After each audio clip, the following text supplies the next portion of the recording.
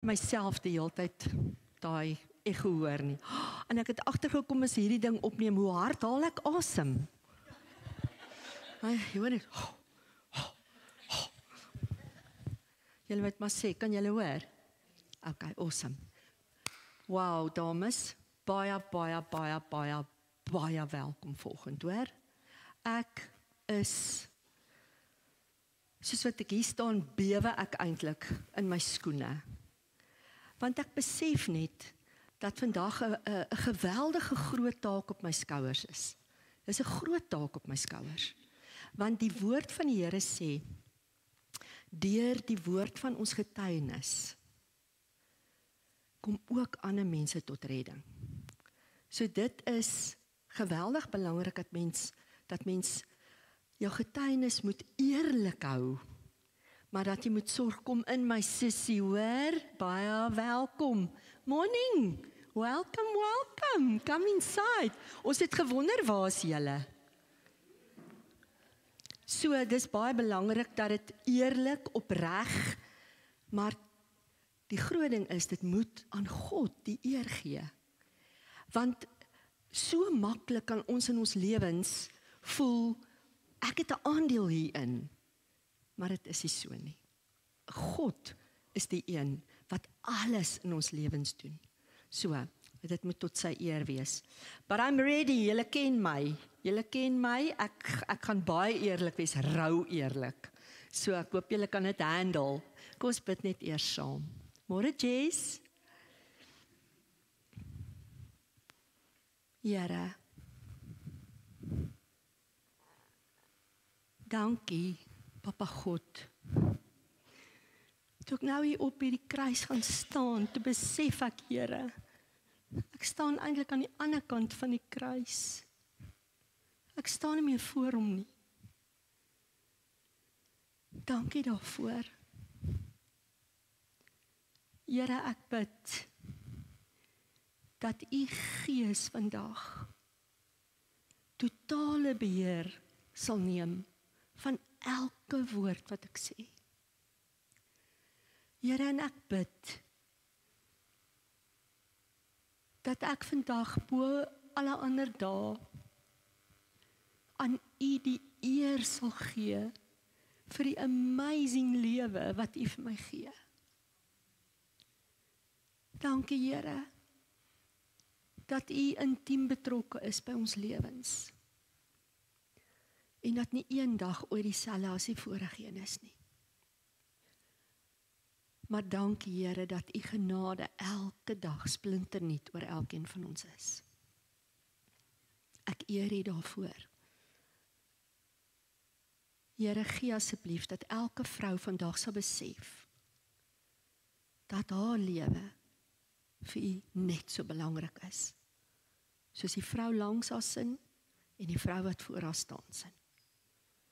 In Jesus naam. Amen. Nou begin ek klaar chunk.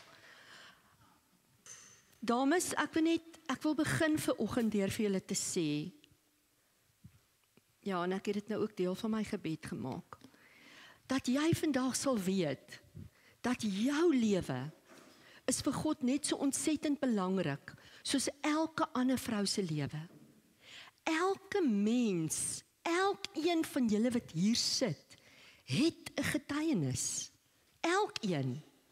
Elkeen se lewe is absoluut deur God vooruit beplan.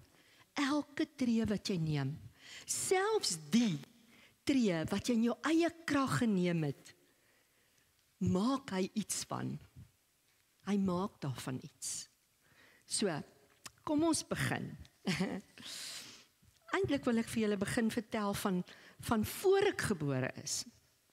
Daar's baie van julle wat nou al 9/10 van hierdie stories gehoor het, maar bear with me, want daar's 2 of 3 wat dit nog nie gehoor het nie. So wat ek vir julle wil sê is, my ma het getrou met 'n man wat uit 'n gesin van 12 gekom het. En haar mission was om kinders te hê. Sy wou net sorg dat sy hierdie man kan kinders gee want hy kom uit 'n familie van 12, so dit was verskriklik belangrik. En na 'n volle 3 jaar, se almekaar probeer om swanger te raak. Toe die 4de jaar so in sy helfte is, toe besef my mamma, jy weet, sy moet plan maak. En toe het al die dames, ek kan nou openlik praat, want dis nou nie manne nie, ook die kinders nie. Toe sê al haar vriendinne vir haar, man, gaan vir 'n skraap. As jy vir 'n skraap gaan jy definitief vinnig swanger raak. Daar's net iets wat blokkasie is. En my ma gaan toe vir 'n skraap, en sy word wakker, en is 'n algemene saal, onder die narkose uit, en al die ander vrouens vloei. Maar sy vloei nie. En sy kan nie verstaan, wat op die aarde gaan nou aan nie. En die dokter kom na haar toe, is reg my sussie, good morning, I love you. En hy trek die gordyntjie toe. En hy gaan sit by haar, en hy sê vir haar, luister hier, ek wil net vir jou sê, ons kon nie die skraap doen nie. Want ek kon nie die kleinste instrument wat ek het, by jou baarmoeder mond inkry nie. Jou baarmoeder het nooit ontwikkel nie. Hy het nooit ontwikkel nie. En die slegte nuus is, jy gaan nie kan kinders hê nie. En my ma is devastated.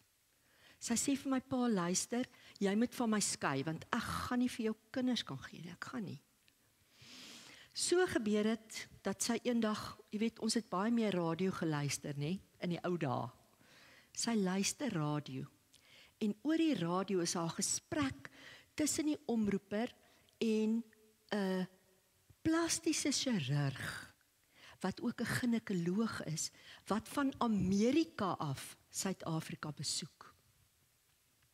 En onder andere vertel hy, dat hy doen plastiese chirurgie aan baarmoeders, wat nie ontwikkel het nie.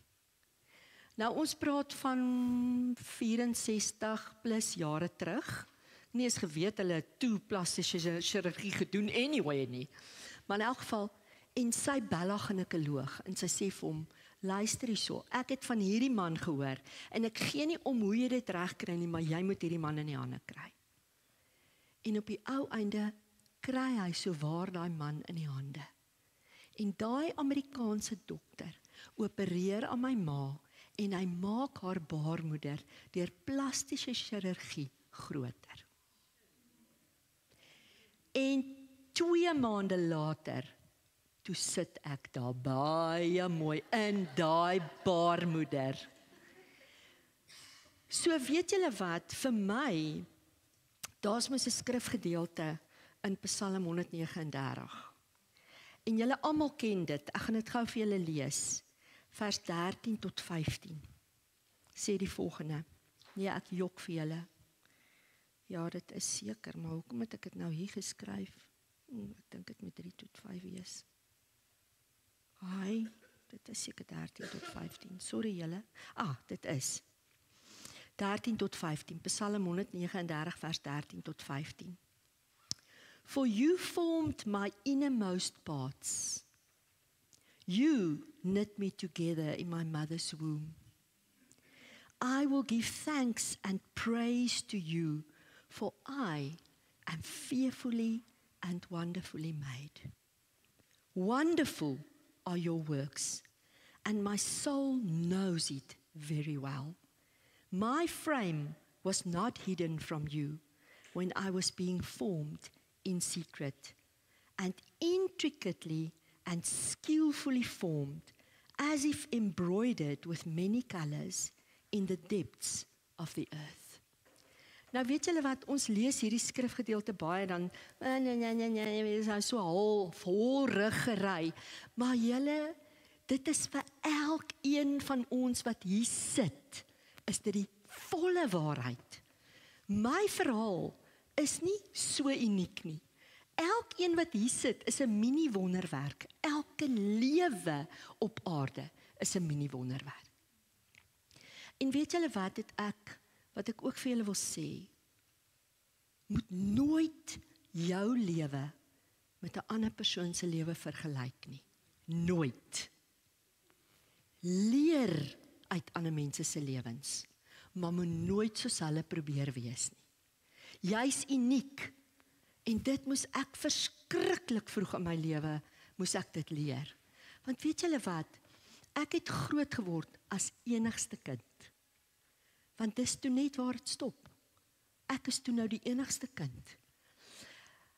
En die Here het ook so goed geweet, want weet julle, my ma en my pa se huwelik was ongelooflik onstabiel.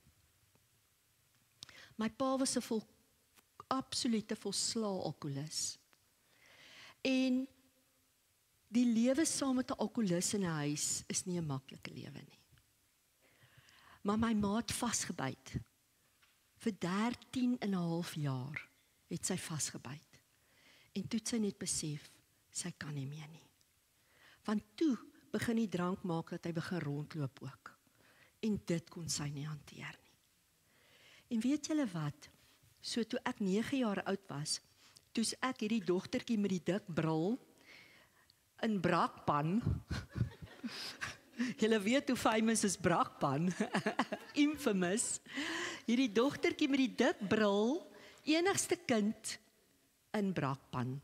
En my ouers is geskei. Weet julle wat, daar was 'n verskriklike stigma wat daar aangekleef het in daai jare. 'n Verskriklike stigma. So die mammas en die pappas het hulle kinders aanbeveel om liewer weg te bly by daai diewenage dogtertjie. Want ek het uit 'n willehuis gekom. So met die gevolg is, my hele laerskool, hoërskoollewe was 'n eensame lewe. Ek was regtig eensaam. En ek het niks van myself gedink nie, niks. En soos wat julle soveel van julle weet, my ouers was heeltemal buite kerklik, totaal en al. My ma het nooit in haar lewe vir my gebid nie. Ek was nooit saam met haar na kerk nie. Maar die Here het my 'n ouma gegee. 'n Amazing ouma. Wat die Here met alles in haar gedien het. So ek wil vandag vir jou sê, hier sit 'n hele paar oumas. Ek wil net vir jou sê, jy, wat 'n ouma is, het 'n enorme effek op jou kleinkinders se lewens. Weet dit net. En my ouma het my saamgevat kerk toe. En vandat ek klein was, het ek net een ding geweet. En dit is, ek is Jesus se kind. Vandat ek bitter klein was.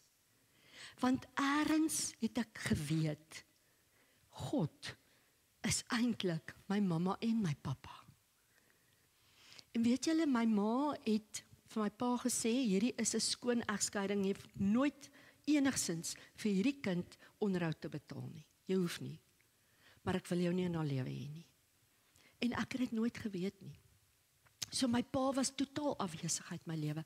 Hy het my eenmal 'n jaar gebel as ek verjaar het, en eenmal 'n jaar as dit Kersfees was, het my pa my gebel. En so nou en dan het ek hom so terloops gesien. So daar was geen vaderfiguur in my lewe nie. Maar op die ou einde, en die Here is so goed, want my ma moes altyd werk. Sy was altyd besig om geld te probeer verdien, om na my te kyk. En op die ou einde het my ouma vir my gesorg, en dan het ek by tannies en ooms gebly nie, maar as ek uit die skool uitkom. Maar elkeen van daai mense het 'n invloed op my lewe gehad. 'n Positiewe invloed. En toe gebeur dit, toe ek op die mees vulnerable tyd van my lewe is, dat daar 'n tweede man in my mamma se lewe is. En sy is toe weer getroud, toe ek 14 jaar oud was. Maar hy het op die toneel gekom toe ek 13 was. En weet julle wat? Daai stiefpa het 'n fenominale rol in my lewe gespeel. Want hy het my laat voel, I am worthy. Hy het vir my ma gesê, kry vir die kind kontaklense. Hy het gesê, nee, kom, loop mooi regop. Hy het my bewus gemaak dat ek actually ergens iets vir iemand beteken. wonderlike, liefdevolle man wat 'n groot invloed op my lewe gehad het. En ek weet dat dit net die Here is wat hom op daai tyd in my lewe ingebring het. En toe kry ek ook 'n boetie by, toe ek 15 jaar oud is. So toe het my ma nog 'n kind, toe ek 15 is. So daar's 'n geweldige verskil in ons ouderdomme. Hy het nie 'n vreeslike effek op my lewe gehad nie, maar ek het die voorreg gehad om te oefen hoe om kinders groot te maak. So, dit was nogal 'n wonderlike ding. En weet julle wat, toe, as ek terugdink, julle weet ek het nou so lank gaan sit en dink aan, Here, hoe som 'n mens jou lewe in 'n uur op? Maar toe besef ek, weet jy, my man het op die perfekte tyd ook oor my lewe gekom. Ek was 15 en op hoërskool by 'n party wat 'n matriekleerder op my gang, ek was in die koshuis, gehou het vir haar verjaardag. Daar het ek en hy mekaar ontmoet. En weet julle wat? Ons was net fisies aangetrokke tot mekaar. Ons het nooit 'n vreeslike, diep geselsverhouding gehad. Ek deel my lewe met jou, jy deel my lewe met ek deel my lewe, jy deel jou lewe. Ons het nooit daai vreeslike in diepte gesprekke gehad nie. Ons was net verlief. Dis dit. En selfs in dit besef ek dat God 'n plan gehad het. Want weet julle wat, toe kom ek op universiteit en hierdie man, ek kon net nooit 'n man ontmoet wat soos hy was nie. Hy was totaal uniek. En ek kom op universiteit en julle weet, baie kinders, jong mense, vrouens sal sê, o, jene, jy weet, ek het vreeslik, terwyl ek op universiteit was, dwelms gebruik of drankmisbruik of wat ook al. Dit het nooit met my gebeur nie. Nooit. Ek het nooit by drank en dwelms betrokke geraak nie. Maar een ding was vir my 'n verskriklike challenge. En dit was my fisiese liggaam. Want weet julle wat, toe ek jonk was, het die Here vir my 'n beautiful liggaam gegee. Regtig 'n mooi liggaam. Maar dit was waarop ek my waarde begin bou het. En dis 'n baie gevaarlike plek. Want weet julle wat, mans kan baie maklik van jou misbruik maak. En daar stuur die Here hierdie man van my oor my pad, vandat ek 15 is. En ek bly getrou aan hom. Ek kon nie eens na 'n ander man kyk op universiteit nie. Hulle het my almal net afgesit. Maar prys die Here daarvoor. Want weet julle wat, ek was in amper daar dameskoshuis. En weet julle wat was ons noemnaam? Die amper daar flerries. Wie noem 'n koshuis so? Vandag weet ek, Here, watter woorde is daar uitgespreek oor elke meisie wat in daai koshuis was. En prys die Here dat ek nooit 'n flerrie geword het nie, maar ek het die potensiaal gehad om 'n flerrie te word. Dit was net die Here se genade. Waaragtig, dit kan ek vir julle sê. Maar ek noem die feit dat ons regtig net, selfs toe ons getroud is, het ons hierdie fisiese verhouding gehad, maar dit was nooit op 'n geestelike vlak of op 'n diep emosionele vlak nie. Nooit. Nooit. So was my huwelik vir my so stresvol. In die eerste jaar van my huwelik het ek 'n maagseer ontwikkel. Van stres. Want ek wou net hierdie man die hele tyd please. Ek wou net alles doen om hom tevrede te hou. Want dit is wie ek was. Ek was net hierdie people pleaser. Want ek wou net almal om my gelukkig hê. Ek wil net nie hulle moet ooit huil of ongelukkig wees of swaar kry nie. Almal om my moet net gelukkig wees. En dit het op 'n disastrous huwelik uitgeloop. Regtig. Want weet julle, ons het mekaar vernietig. Ons het mekaar vernietig. Want ons het net altyd bickering, daar was bickering tussen ons. Daar was nooit vrede nie. Daar was liefde, maar nie een van ons het geweet hoe om liefde toe te pas nie. Nie een van ons nie. So dit was terrible. Maar ek wil bietjie teruggaan na toe ek 21 jaar oud is. Toe ek 21 jaar oud was, toe raak ek verloof aan die man. En die volgende dag, letterlik die volgende dag, toe ontdek hulle dat ek 'n gewas in my frontale sinus het wat so groot is soos 'n hoendereier. Net die volgende dag. En weet julle, die ding het opgegroei na my brein toe en hy het afgegroei na my oog toe. So hy moes uit. Hy was nie kwaadaardig nie, maar hy moes uit, want hy het net bly groei. En soos julle nou weet, was die Here altyd in my lewe, hy was net altyd daar. Ek het altyd Bybel gelees, altyd.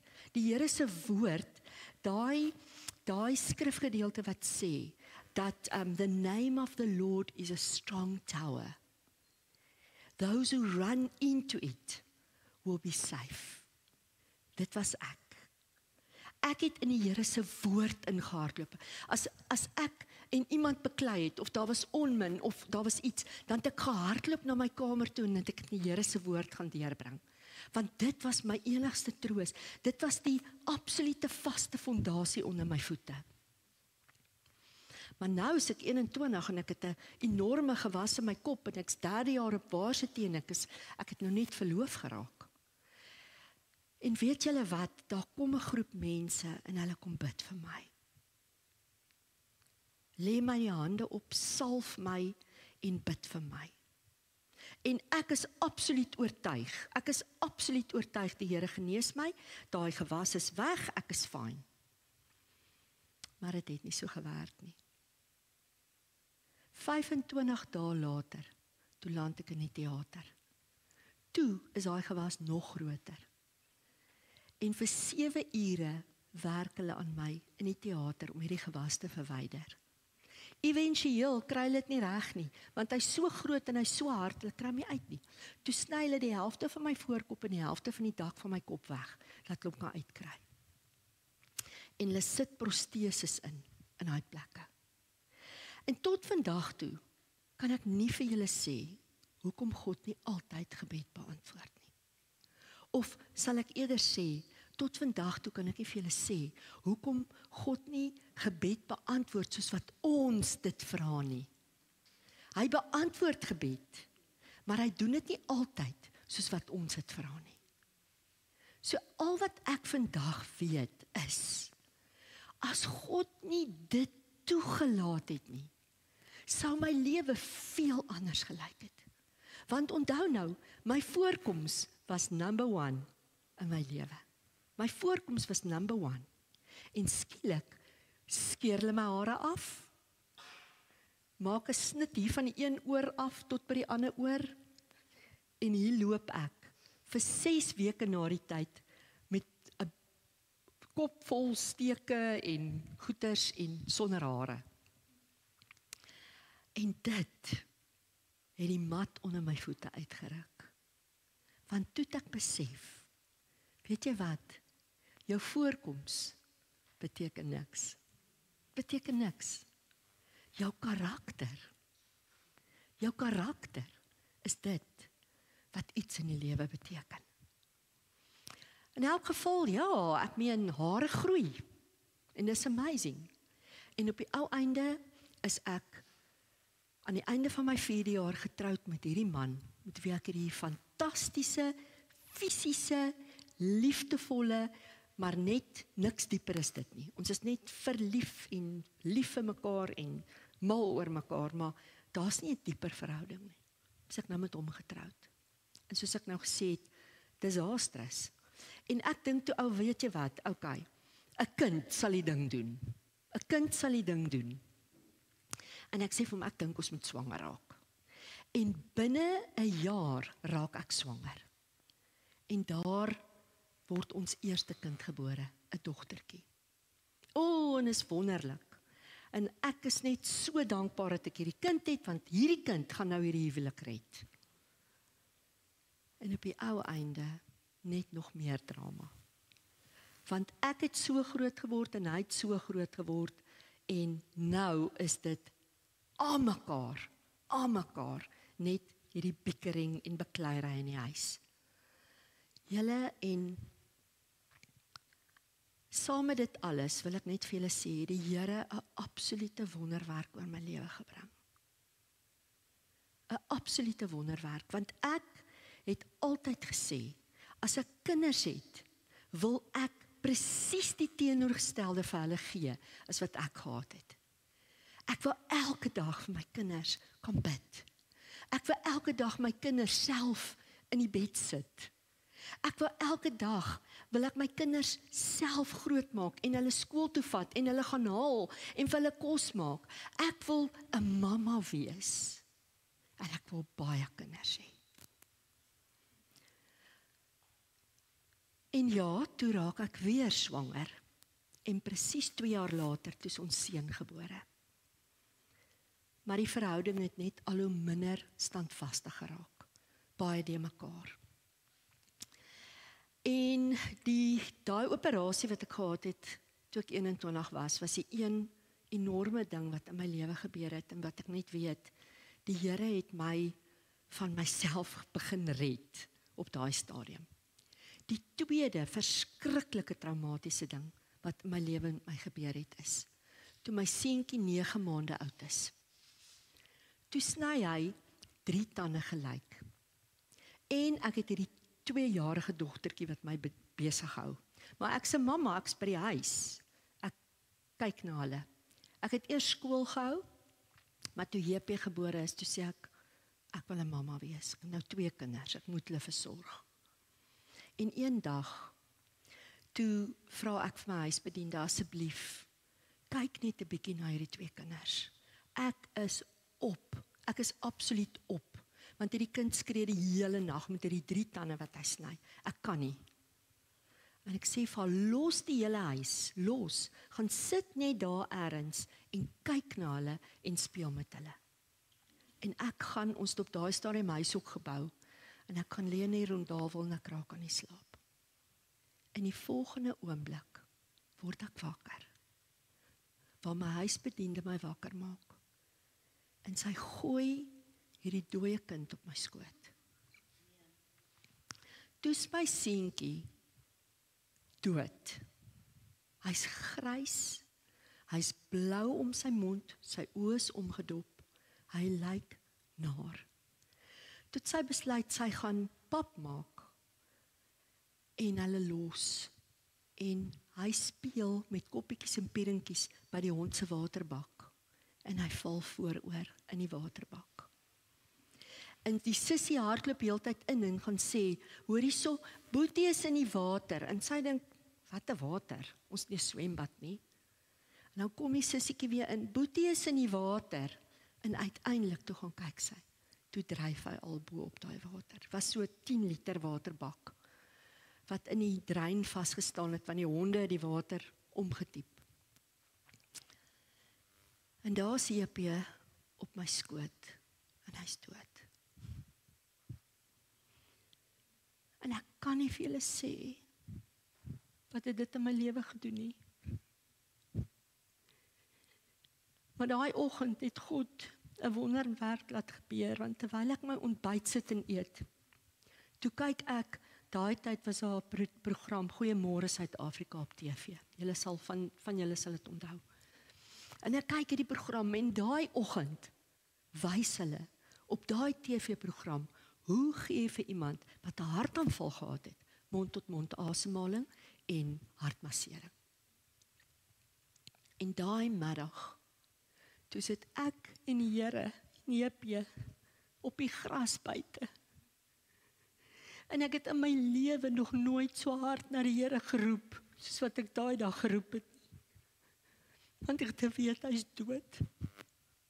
Maar ek het begin, en ek het gemaak soos wat hulle gewys het op die TV, en ek het hartmassering my arme kind. Sy rib is omtrent gebreek. Maar op 'n stadium toe begin hy so roggel. En toe hardloop ek in en ek hou aan en ek bel die dokter, want ek is alleen by die huis. En ek gaan aan op die sementvloer, want soos ek sê, hulle het gebou. Ek sê, kom net, my kind het in die water beland. En hy kom. En daai dag het hulle net uit sy maagie uit 2 liter water gepomp. Die res was in sy longe en in sy ore en oralster. Maar weet julle wat? Die Here het sy lewe gespaar.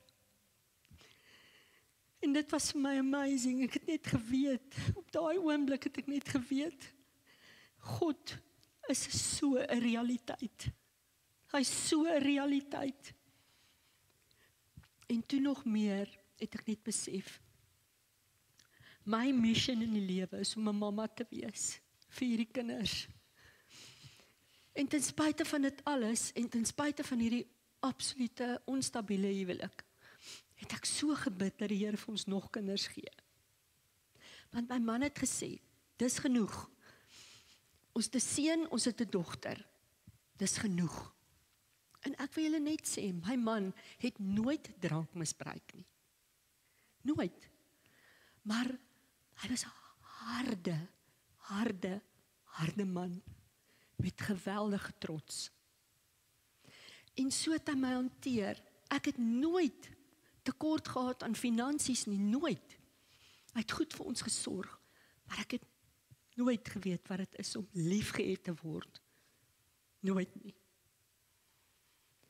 En maar ek bly bid, ek sê, Here, al kan ek net vir my kinders liefde wys, asseblief gee my net nog kinders. En hierdie was een van die grootste ander wonderwerke in my lewe. Want eendag toe kom 'n profetes na ons huis toe. Ons het so 'n Bybelstudiegroep gehad. En daai dag was ons huweliksherdenking. Die 21ste November. Besef julle dat dit môre is? Nee, ek jok vir julle. Ek jok. Dit was ons huweliksherdenking, die 24ste, sorry. Die 24ste November was dit ons huweliksherdenking. En die vrou kom, en ek sê vir hulle, weet julle wat? Ons huis is groot. Kom almal hiernatoe. Daar's meer as genoeg plek, maar nou ken ek nie vrouens, dis nie soos julle wat hier voor my sit, wat ek elkeen van julle ken nie. Dis vreemde vrouens uit die dorp, want dan kom 'n profetes. En sy kom en sy profeteer vir die mense, en sy sê vir my, God says, He wants to give you, sy roep my eers, sy sê, is there anybody here by the name of Teresa? Desiree, jy weet hoe dit voel, nee. En ek kyk eers rond, of waar dalk 'n ander Teresa is, want op daai stadium was daar 'n Teresa Meyer, toevallig, ook in Bethel, waar ons toegebly het. Niemand reageer nie, ek sê, well, I'm Teresa. En sy sê vir my, God says He wants to give you more children. En ek lag, so Sarah, want toe is JP al amper 8 jaar oud. En ek sê, hoorie, ek hoop dis op hierdie recording, hulle het nog so 'n cassette-tapie het hulle opgeneem. Ek sê, ek hoop is op hierdie recording, want ek sê nou vir jou, as dit waar word, is dit 'n absolute wonderwerk. Dit was die 24ste November. In Februarie, die volgende jaar, ek het nooit vir my man hiervan gesê nie, nooit, want ek het geweet, hy wil nie meer kinders hê nie, en ek het geweet, as dit die Here is, moet dit die Here wees, ek moet nie interfereer nie. En in Februarie kom my man na my toe, en hy sê vir my, hoorie, jy wou moes nog altyd nog kinders gehad het. En ek sê, ja. Hy sê, wel, weet jy wat, ek gaan jou 1 kans gee om swanger te raak. 1 kans, julle. Ek praat nie van, dat ons kyk hoe lyk die temperatuur, en dan kies ons 1 kans. En ek sê vir hom, weet jy wat, ek sal daai kans vat. En voordat ek moes menstrueer, gaan ek na die kliniek toe. Ek so pad na 'n vergadering toe. En ek sê vir die vrou, ek wil 'n swangerskapstoets hê. Want ek weet, ek moes toe binnekort, moes ek menstrueer. En sy sê vir my, so how many days are you over your time? Ek sê, nee, ek het nog nie begin menstrueer nie, ek moes nog nie, dis nog so 2 of 3 dae. Sy sê, please go home and come back after 10 days that you haven't started. Ek sê, luister hier, ek betaal nou vir jou. Jy doen asseblief hierdie toets, ek moet dit nou weet. En sy sê, it's not going to show anything, because it's too early. Ek sê, val. En ek gee my R10, en ek gaan in die badkamer in. En toe ek terugkom, en sy gooi daai urine op haar stokkie, toe begin hy so crazy maak. En dit was vir my amazing, want ek het geweet, dis net God. Dis net God. Maar op die ou einde toe dink ek toe ons nou vir die sonar gaan, okay, hierdie vrou het seker verkeerd gehoor, want ek het gedink is dalk 'n tweeling, hier's net een baba. So, that was my last chance, dit gaan nie weer gebeur nie. En toe Elizabeth, en haar naam het ook, miskien moet ek dit gou vertel, toe ek so 6 maande swanger is, toe sê my man, ons mag kyk wat dit is, want ons het alles verkoop, julle. Ons het nie 'n pram nie, ons het nie 'n kot nie, ons het nie 'n kombersie nie, ons het nie klere nie, ons het niks, alles weggegee en verkoop. Alles. Want ons gaan ons nou net hierdie 2 kinders hê. En ons gaan kyk en ons sien is 'n dogtertjie. En hy, van alle mense, ons was kerkgangers, ek wil dit net sê, ons was kerkgangers, dwars deur ons hele huwelik, ten spyte van die feit dat dit chaos was soos kerkgangers, en hy kom na my toe en hy sê vir my, ek voel net, ons moet hierdie kind Elizabeth noem. Ek voel net, ons moet haar Elizabeth noem, en ek toch. In hierdie era, so 'n argaïse naam soos Elizabeth, daar's nie 'n manier nie, vergeet dit. Ek sê dit ook vir hom, nee. En op die ou einde gaan ek, want hy hou aan, en hy hou aan. En ek gaan lees in ons plaaslike biblioteek, Google was toe nog nie 'n faktor nie. Gaan lees ek in 'n boekie waar daar Hebreëse vertalings is, van name, wat dit beteken. Gaan lees ek wat beteken Elizabeth. En dit beteken God's promise, or God's gift. So julle, is dit nie amazing? Hoe God, julle weet, God gee ons die begeertes van ons hart. Dit staan ook in 'n Psalm, ek gaan dit gou vir julle lees, Psalm 37. Ek gaan vir julle vers 4, 5 en 7 lees. Maar onthou nou, daar's altyd voorwaardes vir alles wat gebeur. So luister nou mooi, Psalm 37 vers 4, 5 en 7. Delight yourself in the Lord, and he will give you the desires and petitions of your heart. Sien julle wat is die voorwaarde? Delight yourself in the Lord. Commit your way to the Lord. Trust in him also, and he will do it. En dan vers 7. Be still before the Lord. Wait patiently for him and entrust yourself to him. Hierdie is 'n sleutelvers in my lewe. Daai nommer 7. Daai 7. Want weet julle wat? Elizabeth was 11 maande oud en ek het nog pas geborsvoed. Elke liewe dag. Toe raak ek swanger met voorbehoedmiddel. En daar het ons number 4 aan die kom. So die Here het nie, die vrou het nie 'n fout gemaak toe sy die Here stem gehoor het nie. Hy het gesê children en hy het dit bedoel. So daar het ek nou my 4 kinders. En my gebed was altyd, Here, ek wil hierdie kinders self groot maak. Julle weet dit mos nou. So ja, 35 jaar terug, toe die tweede een 2 was, toe bring die Here Aniek oor my pad. En weet julle wat, ek het nooit gedink jou job kan 'n God gegewe wees nie. Maar my job was 'n God gegewe. Want ek kon elke dag by my huis wees. Ek kon al my kinders se wat ook al daar was, kon ek bywoon en ek kon 'n mamma vir my kinders wees. En ek kon vir hulle in die aande in die bed sit en vir hulle 'n storie lees en vir hulle van die Here Jesus vertel en vir hulle bid. Want dit was my mission. Maar God het ook 'n ander plan gehad met Aniek. Want raai wie koop Aniek? Wie dink julle koop Aniek? Vrouens. En ek het nooit gedink dat ek is nie 'n fyn, vrolike vroutjie met linte en frilletjies en valletjies en sulke goed nie, nooit. En daar gee die Here my 3 dogters, wat ek in shorts en t-shirts groot gemaak het, wil ek julle net sê, en 'n seun. Maar hy gee vir my 'n werk waar ek elke dag met vrouens werk. Elke dag. En weet julle wat? Die Here het my so voorberei. Jy weet, ek het gaan onderwys swat en ek tog, wat doen ek nou met my onderwysgraad? Want ek is nou besig om net met vrouens te werk, met hulle gesigte wat niks met skoolhou te doen het nie. Maar die Here het my toe al voorberei vir wat ek nou doen. Want hy het my voorberei om groepe mense te kan toespreek. Hy het my voorberei om elke dag met vrouens te kan werk. En weet julle hoe groot gawe is dit wat die Here my gegee het?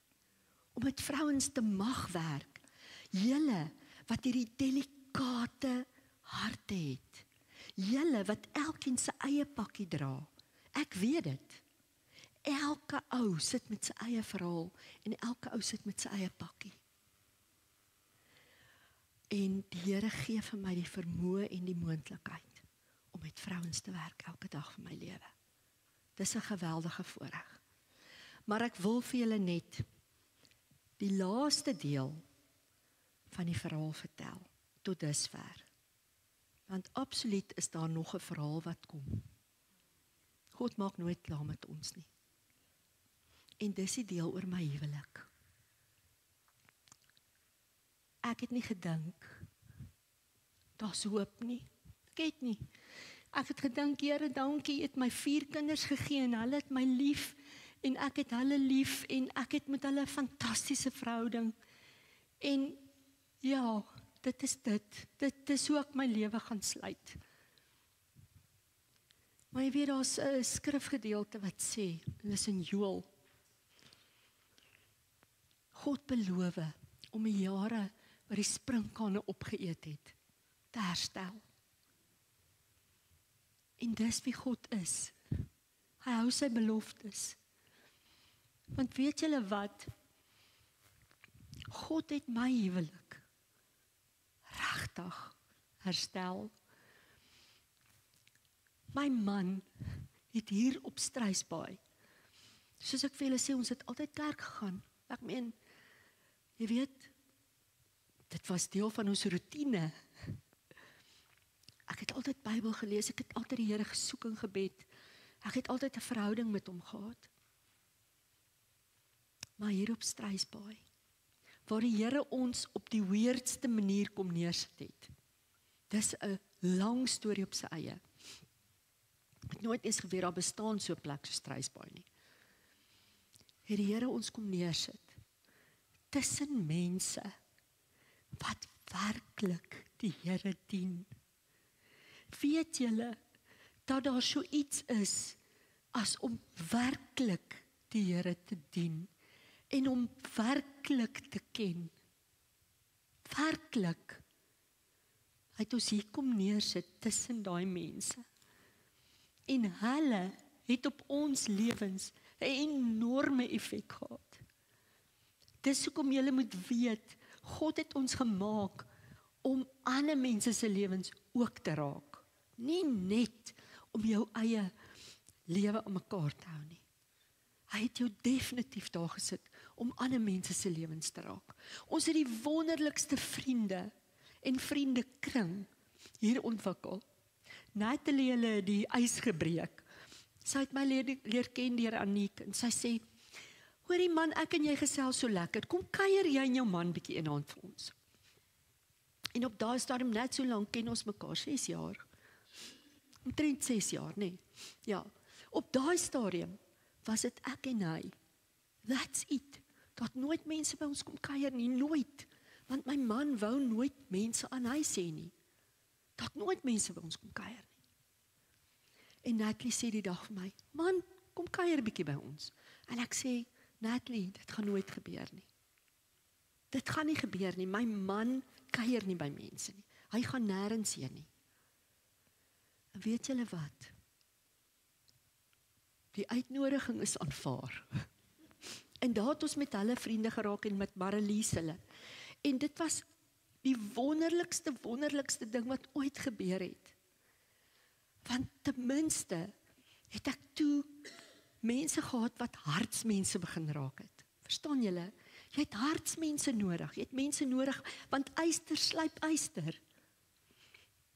Julle en daar, in hierdie vriendskappe en in hierdie kerk waarin ons is, het die Here aan my man begin shape. En weet julle wat? Nie een van ons twee het intussen perfek geword nie. Ons is nog steeds die feilbare mense wat ons nog altyd was. Hy is nog steeds hardkoppig. en trots met tye, maar die Here het vir hom 'n splinternuwe hart gegee. 'n Splinternuwe hart. En ek wil net vir julle sê, ek het daai man aanbid. Ek sê nou vir julle, vandat ek hom ontmoet het ek hom aanbid. Maar ons huwelik was in so 'n toestand, dat in 2018 het hy sy goed gepak, en hy het Transvaal toe gegaan, en hy daar gaan bly vir 18 maande. En ek het gesê, Here, my lewe is oor. My lewe is oor. En my vriendinne, Nelia, waar is jy? Nelia is 'n hartsvriendin van my. En sy het vir my gesê, Teresa, weet jy wat? Ek weet nie of hierdie gaan werk nie. En ek het net bly sê, weet jy wat? Ek glo God kan dit herstel.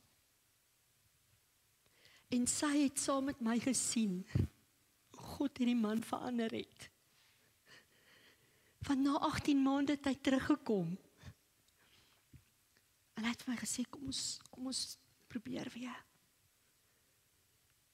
En dit het my net geleer, weet jy wat? God is die enigste een wat jou hele hart moet hê.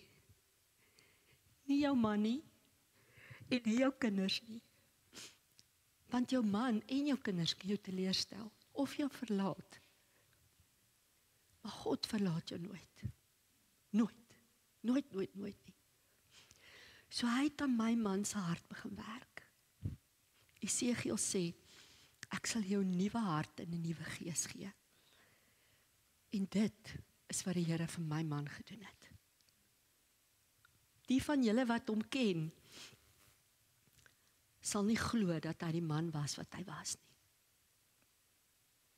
En uiteindelik kan ek sê, Here, dankie. Dankie dat U, toe ek die dag geplant is in my ma se baarmoeder, dat U toe al 'n plan vir my lewe gehad het. Dankie dat U daai plan elke dag self onderhou het. Dankie dat U genade oor my lewe so ontsettend groot is, dat my kinders, ten spyte van die feit dat hulle nou volwasse is, kan sien hoe 'n mamma en 'n pappa mekaar kan lief hê. En hoe God goed kan herstel. Dis hoekom ek altyd sê, as ek persoonlik vir God 'n naam moet gee, sal ek sê, hy is die God van herstel. Hy is die God wat weer alles kan regmaak wat verkeerd geloop het. Ten spyte van ons eie foute. Want ek het nou gesê hoe ontsettend hardkoppig en trots en hard my man was. Maar ek is 'n kontrolfreak. Ek's 'n absolute kontrolfreak. En selfs dit het die Here vir my geleer om af te lê. Want niemand kontroleer jou lewe, behalwe hy nie. Jy het insette daarin. Maar as jy dit probeer beheer, maak jy meer droog as wat jy goed doen. Glo vir my. Want jy weet, 'n mens wil alles reg manipuleer. Weet julle wat ek sê? Die lewe het 'n manier om manipulasie uit te spoeg. Want manipulasie is nie reël nie. Dis 'n vooraf beplande, aan mekaar geplakte probeerslag van jou eie. Dis wat manipulasie is. En die Here is besig om dit stukkie vir stukkie uit my uit te haal. Want nou in my lewe, en ek het vanmôre vir die Here gesê, Here, hoekom kies U nou dat ek getuienis voor al die vrouens moet gee? My lewe voel super de mekaar. Want ek het 'n 87-jarige ma wat baie siek is. En ek het 'n 39-jarige dogter wat nou net deur kanker is en wat swaar kry. En al wat ek weet, is dat die Here steeds in beheer is. En dat ek moet relax in hom. Ek moet, soos wat die Here daar gesê het in Psalms, ek moet stil raak en vertrou. Want ek kan nie die uiteinde van enige iemand anders se lewe bepaal nie. Net soos wat ek nie die uiteinde van my eie lewe kan bepaal nie. God het dit beplan. So dit is my les wat die Here my leer. En ek prys sy naam vanoggend. Dat hy die God is wat met elkeen van ons 'n intieme pad loop. Elkeen van ons. Elke lewe wat hier sit, is vir God belangrik. Elke lewe is vir hom uniek. Dis hoekom ek sê, moet nooit probeer om soos iemand anders te wees nie. Ek het dit hoeveel maal in my lewe probeer, om soos ander mense te wees. Al my vriendinne is kindsinnig. Kan julle dit glo? Al my vriendinne, Caroline kan skilder, Nelia kan skilder, wat is jou naam nou weer, Natalie? Natalie kan van die lelikste ding iets wonderliks maak. Marlies kan brei en hikkel en mooi maak. En Ilse, hulle almal is net mense. Desiree kan skilder en almal wat ek ken en met wie ek 'n close relationship het, is hierdie kindsinnige, fantastiese ladies. En hier's ek. En ek het so hard probeer om soos hulle te wees. Maar weet jy wat? Ek is Teresa. En weet julle wat beteken my naam? En dis die laaste wonderwerk. My naam beteken harvester. En weet julle, toe my ma my verwag het 'n Rooms-Katolieke priester al gereeld kom besoek. Want jy weet, die Rooms-Katolieke, hulle soek die mense om die Here se storie met hulle te gaan deel. Hulle gaan soek die mense, nie ons ouens nie. O nee, ons is te betrokke by ons eie lewens. So daai Rooms-Katolieke priester en een ander vrou het elke oggend vir my ma 9 uur kom bid. Want 3 maande voor my geboorte, toe breek haar water. En toe moet sy lê. Maar die dag toe ek gebore is, toe kom hulle agter, daar was 2 watersakke. So sy het eintlik verniet gelê. Maar ek glo, daai lê, het God beplan. Hy het dit beplan. Want daai Rooms-Katolieke priester, so Rooms en so Katoliek as wat hy was, het kom bid elke dag vir hierdie baba. En daai ander vrou het elke oggend 9 uur kom opstaan en kom bid vir hierdie baba. En hy het vir my ma 'n boekie gegee. En toe is daar Saint Teresa from Lisieux is toe daar in die boekie. En toe besluit my ma, maar ek gaan hierdie kind Teresa noem. En sy het nie geweet wat dit beteken nie. Maar dit beteken harvester. So God se roeping op my lewe was daar van voor my geboorte af. Hoe amazing is dit? Hoe amazing is dit om dit te weet?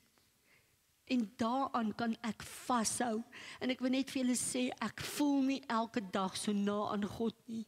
Ek voel dit nie elke dag nie, in my emosies nie.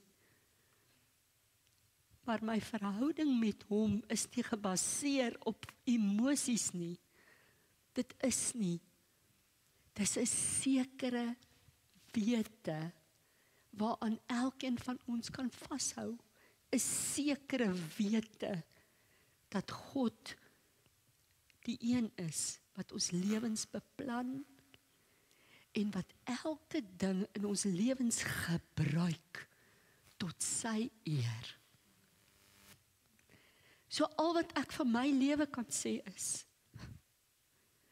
net soos julle sin, is dit God gegewe en is amazing en is uniek en is vol slaggate, maar is amazing, want restoration is in God se hande. Hy's die een wat alles weer op die ou einde kan laat uitwerk. En soos wat hy hier sê, ek's aan mekaar geweef, dan dink ons altyd aan hierdie fantastiese geweefde ding. As jy 'n geweefde ding van agteraf kyk, lyk dit maar so bietjie te mekaar. Maar die meester sit voor en doen die weefwerk. En dis waar die prentjie ontwikkel. Nie agter die skerms nie. So ek prys die Here vir my lewe. Ek prys hom, want hy's goed. So ek wil net vir Nikkie, as jy nou vir my asseblief daai liedjie kan speel. Hierdie is 'n baie spesiale lied vir my, en ek wil hê jy moet jou oë toe hou, jy ken almal die woorde. Maar ek wil hê jy moet dit jou, maak dit jou deel vandag. In all my days, I've been held in your hand. From the moment that I wake up until I lay my head, oh, I will sing of the goodness of God. All my life you have been faithful. All my life you have been so good. With every breath that I am able, oh, I will sing of the goodness of God. I love your voice. You have led me through the fire, and in darkest night, you were close like no other. I've known you as a father, I've known you as a friend, and I have lived in the goodness of God. 'Cause all my life you have been faithful. And all my life you have been so good. With every breath that I am able, oh, I will sing of the goodness of God. Your goodness is running after, it's running after me. Your goodness is running after, it's running after me. With my life laid down, I'm surrendered now. I give you everything. Your goodness is running after, it's running after me. Your goodness is running after, it's running after me. Your goodness is running after, it's running after me. With my life laid down, I'm surrendered now. I give you everything.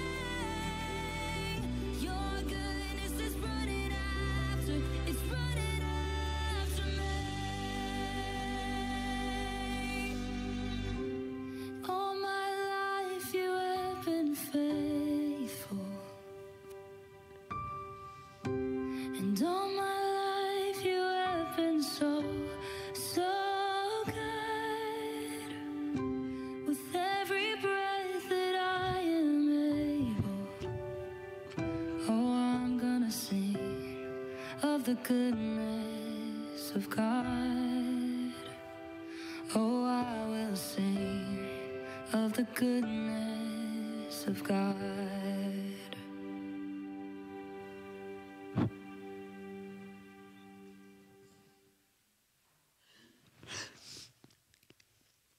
Kom ons bid saam.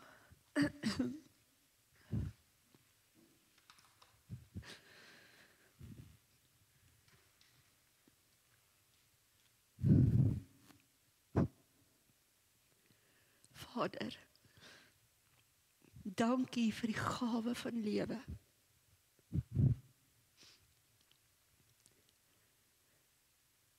Here, dankie dat U ons die keuse gegee het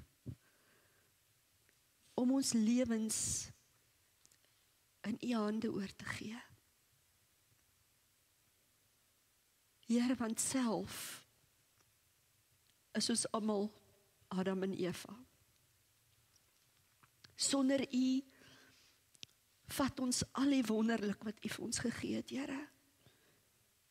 En ons contaminate dit. Maar met U is alles anders, Here.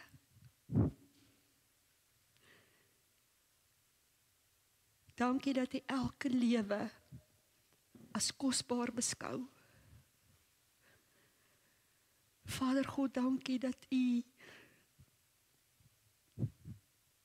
Jesus vir ons gestuur het, sodat hy mens kon word en weet hoe ons werk. Dankie dat in U alwysheid U soveel dinge in ons lewens toelaat om ons te vorm, sodat ons meer en meer na die beeld van die Here Jesus Christus kan lyk. Dankie dat ons Christen genoem mag word. Set apart, holy for Christ. En dankie Here, dat U die God is wat beloftes hou. Ek eer U vandag met my lewe, Here. Vir my lewe. Ek eer U vir elke draai wat dit gemaak het.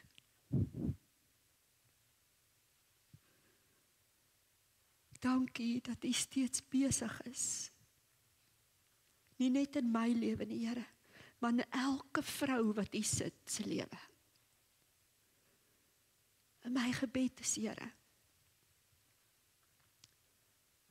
dat ons 'n totale oorgawe aan U sal maak. Want net U weet hoe.